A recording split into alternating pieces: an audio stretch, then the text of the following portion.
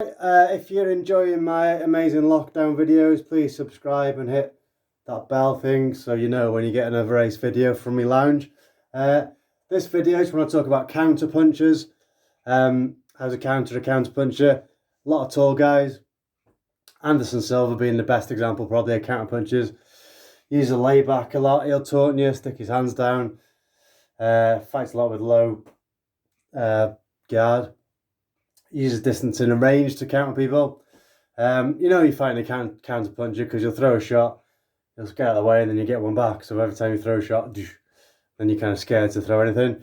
So first thing, use loads of feints, change your rhythm, but just keep your head off centre line. So you always want to be moving. You need to move into range if the guy's taller than you. Have a high guard. You want to use the old Tyson thing of bob, weave, I think it is. So good way of practicing that. You just do it in your lines like me, if you're weird like me, or if you've got a clothesline, go through the clothesline, step. So it'll be slip, weave. So just like walking forward, really. Slip, weave. Hands nice and high. Especially I had a fight once with 12-ounce gloves on, and I wish I'd have just covered my head more because body shots didn't hurt. Getting kicked in the head did, so I should have covered my head more. So what I do, I just literally do that, keep going with that until the guy throws a jab, and that's my cue usually to throw a cross hook and then with a low kick. Sometimes I like to throw inside leg kick because that's probably your longest weapon. Longest punch, by the way, seems to be, we're practicing on my new punch bag outside. Casting punch thrown with your rear hand. So if you got an orthodox left lead, jab in hand, if you throw a casting punch, which is a hook with your pinky up, so instead of throwing it like that, throw it like that, and your arm's not really bent, it's almost like a bitch slap. I don't know what the politically correct term for a bitch slap is. Almost like a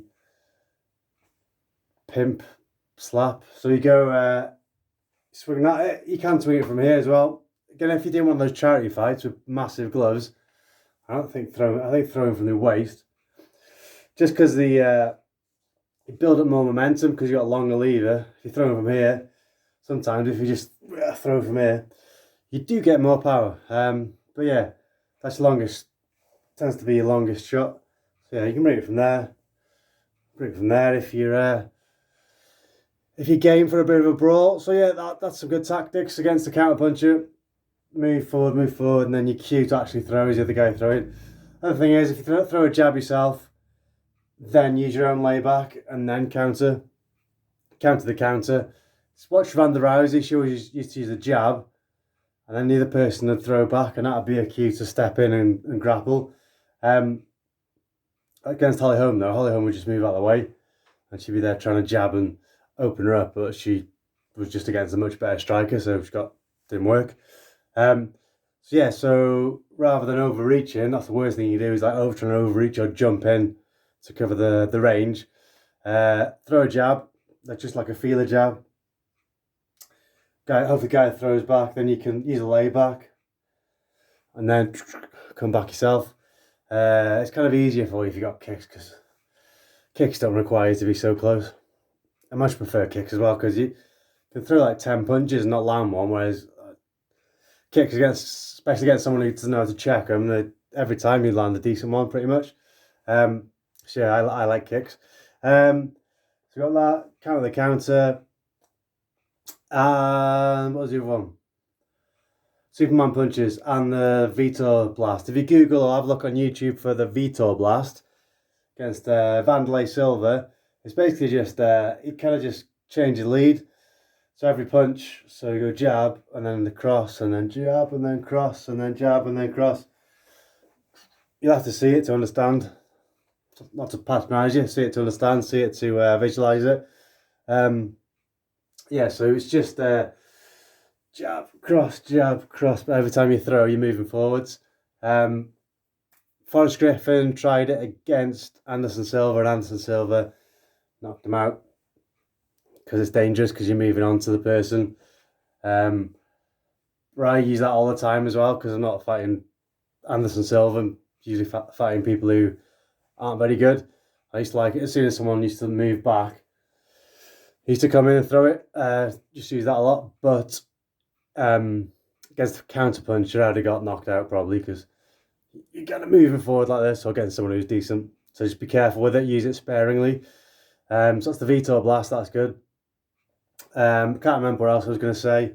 So we've got bob and weave, stepping forward. And then as soon as they jab, let them jab first. You counter with your combo. Making them open up. So throwing a jab yourself. Enticing them to throw a jab.